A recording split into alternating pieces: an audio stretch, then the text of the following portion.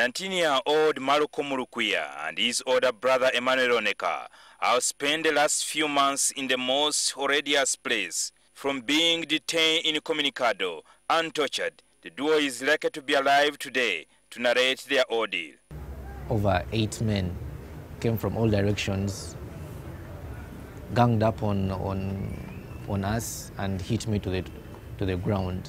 Their ordeal began when Lukwiya traveled to Kenya to visit his brother Oneka and their Kenyan mother at Kabete in Nairobi. They asked me to take them to my home, to where I stay. That is when they took us now to the boot of the car. Lukwiya's brother Oneka was also arrested, only later to be told in Milimani Court, Nairobi, that they had killed Sheikh Hassan Kirya and that they were recruiting youth into terrorist groups. That we are involved in the killing of Sheikh Kirya in Uganda, that we are recruiting Kenyans to join Al-Shabaab and the ISIS in Syria and Iraq. Lukwiya says a few days after the dreaded anti-terrorism unit of Kenya had remanded him, they later picked him from the cell, tied him up and dumped him in a car boot. He was carted off all the way from Nairobi to Narfenya police station in Jinja. Our journey from Nairobi started at around 5 p.m. We reached Narfenya in Jinja at around 3 a.m. Yeah, after they had been taken to court, I was not told, I was not given any information as to when the case was finalized or when they were transported to Uganda or how they came to Uganda. I'm not aware of anything other than that.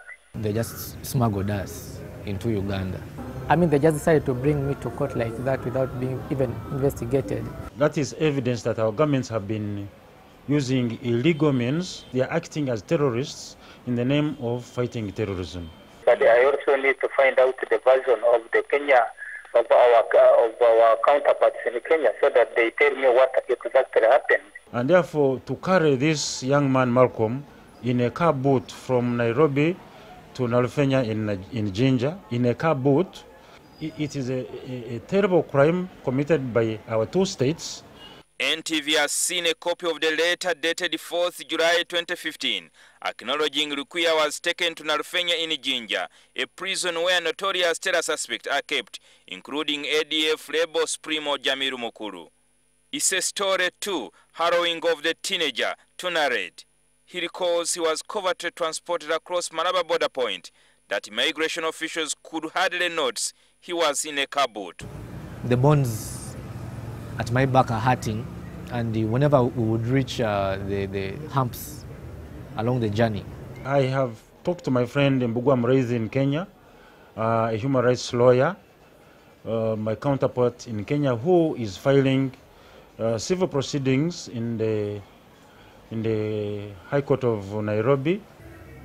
I was tortured by one of the officers of Narfenya by the names of Chemtai. I spent 15 days in Narfenya, not being interrogated, no statement written. We would want to make sure that the police officers who conspired in this act of transporting this young man in the boot lose their jobs. There was also no extradition orders from Interpol Uganda. Our colleagues there should have taken courtesy of informing us.